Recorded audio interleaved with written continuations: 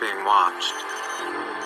The government has a secret system, a machine that spies on you every hour of every day.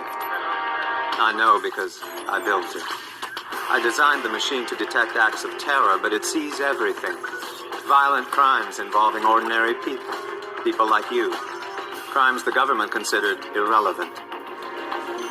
They wouldn't act, so I decided I would. But I needed a partner, someone with the skills to intervene. Hunted by the authorities, we work in secret. You'll never find us. But victim or perpetrator, if your number's up, we'll find you. Is effectively what's going on as a person is sitting quietly. There's microstates going on here, being recreated every 20 milliseconds, 50 times a second.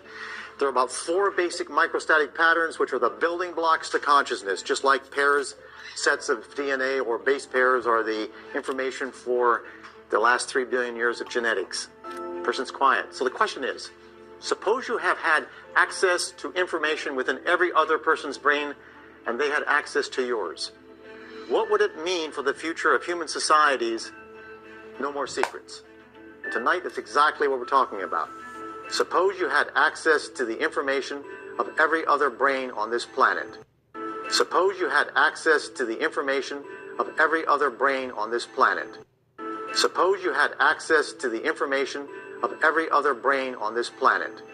No more secrets. Of every other brain on this planet. No more secrets. Of every other brain on this planet. No more secrets. Well, let me show it to you. Classic example comes from an experimental study. Remember, the most important philosophy that human beings have ever developed has been science and the methodology of science. The most powerful and potent tool has been the experiment. This is an experimental kind of study in where individuals who are dreaming in one room and simply engaging in ordinary dreaming. In another room, a person is looking at a picture, a target, a picture.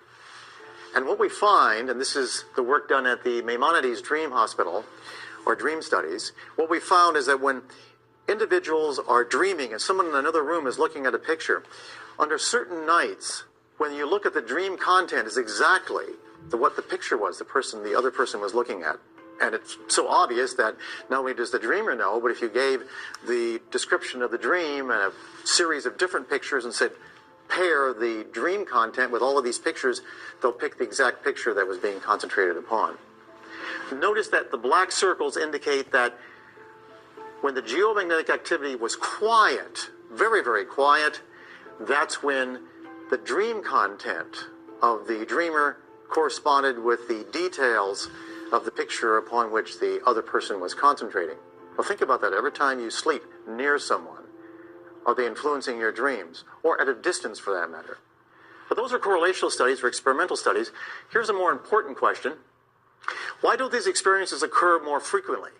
Or is your brain more like a television remote that is randomly changing channels and ever so often overlaps with the source?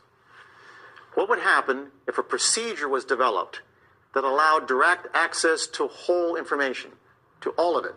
All right? Suppose there was a technology, and that's what we're talking about tonight.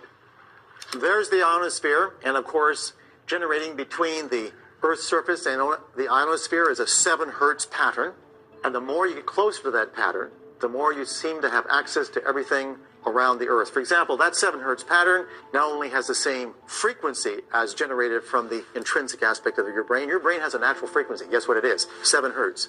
Based upon the fact that consciousness is recreated every 20 milliseconds, it's moving at about 4.5 meters per second.